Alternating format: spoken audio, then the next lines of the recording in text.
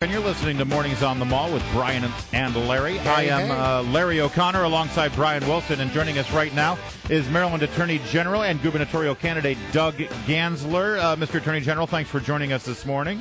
Good morning. Well, you know, the legislative session is about to end there in Annapolis, and we've all noticed that they really didn't do much at all about the $260-odd million of broken website we all bought for the Maryland Health Exchange. Now, WMAL News spoke with Todd Eberly, who is a observer of Maryland politics, and this is why he thinks the House of Delegates and the Senate didn't do anything. They didn't want to embarrass the guy that they picked to be governor. And we're not going to get anything official out of the state. They're going to wait until after the primary has come and gone. Well, Doug Gansler, are they just circling the wagons and protecting the lieutenant governor, Anthony Brown? Well, that's exactly what they're doing, because the entrenched establishment, the special interests, they all have a very powerful interest in protecting the lieutenant governor and having 8 more years of what's going on these last 8 years in terms of the taxes going up and the special interest really controlling Annapolis, the pollution lobby, and so forth. So they didn't want to look into what they were doing. Now, what they were saying is, well, we really can't investigate what happened to the $261 million of taxpayer money until after the election, because we need to focus on getting people enrolled. Well, of course, the General Assembly is not in the position of actually enrolling people in the Affordable Care Act. It's kind of a silly argument. And at this point, as you mentioned, the General Assembly's over today, and they still are not going to really look into what happened. And the reason why it would be important is twofold. One is it's taxpayer money. There's an enormous amount of taxpayer money, $261 million, to essentially set up a website. And secondly, in order to fix the problem and figure out what to do from here, you want to know what happened and what went wrong and how he messed this all up.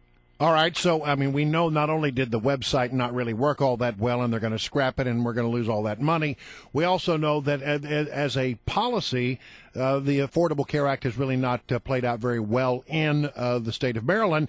In fact, there are some statistics that suggest that 73,000 individuals lost their insurance because of the Affordable Care Act, and they only signed up 60,000. They're 13,000 in the hole. So what would you do to fix that problem?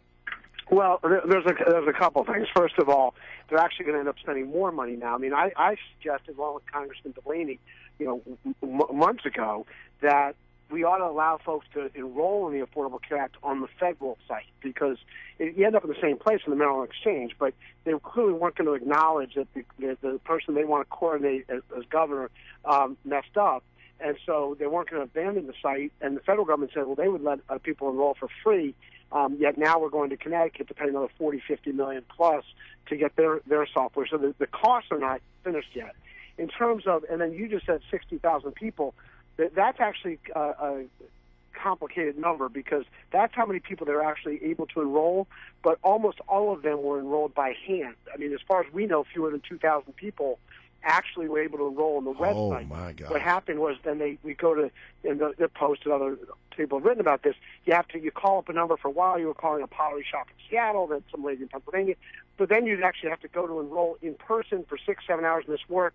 Your car would get towed, and then they were funneling all those applications right to Care First, and they were hand done. So there's that. And then in terms of the Affordable Care Act itself, the success or lack of success of the Affordable Care Act, I think the success is that we're the only country in the industrial world that did not provide access to health care for all its citizens.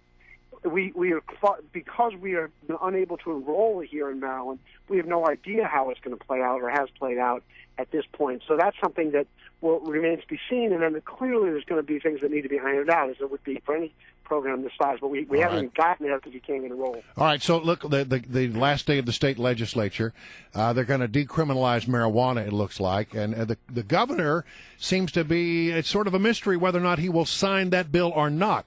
If you were the governor of the state of Maryland and this decriminalization of marijuana bill landed on your desk, would you sign it? I would. I would. Legalization to me is a much more dicey issue. I'm not.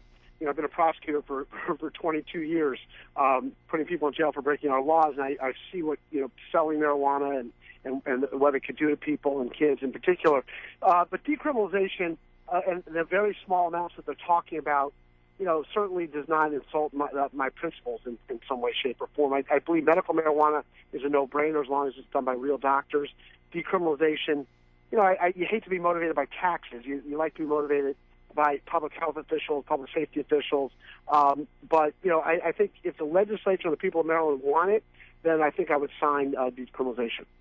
Doug Gansler is our guest, of course, Attorney General for Maryland, and running in this primary with Anthony Brown. And you mentioned taxes there at the very beginning of this interview. We only have about a minute left, but it sounded like you think that the people of Maryland are paying taxes way too much. Their taxes are too high, and you even reflected on the last 8 years that they've had to endure. What are you going to do to fix that? Well, in the last 8 years, they've raised 40 consecutive taxes, and it's why all of our companies, all our businesses are leaving the state, and therefore our tax base is shrinking. We've had over 7,000 small businesses leave the state.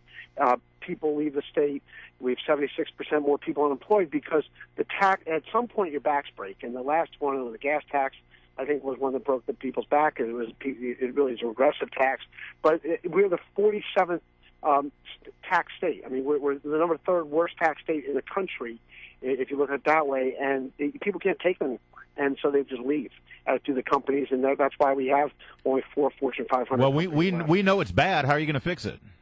Well, we're going to have to look at our tax structure. And one of the things we talked about, I've been talking about doing that actually looks like they may do is raise a state exemption, for example, from the $1 million coupled with the federal number of the $5.3 million, and actually reduce the corporate tax to attract companies back into Maryland. Virginia's is 6%, ours is 8.25%. Virginia's cleaning our clocks. All the companies just leave Maryland to go to Virginia, or they go to Virginia instead of Maryland in the first place. So we need to do a comprehensive review. We haven't done it since the mid-'80s to make our tax structure competitive with our surrounding states because people can't take this anymore.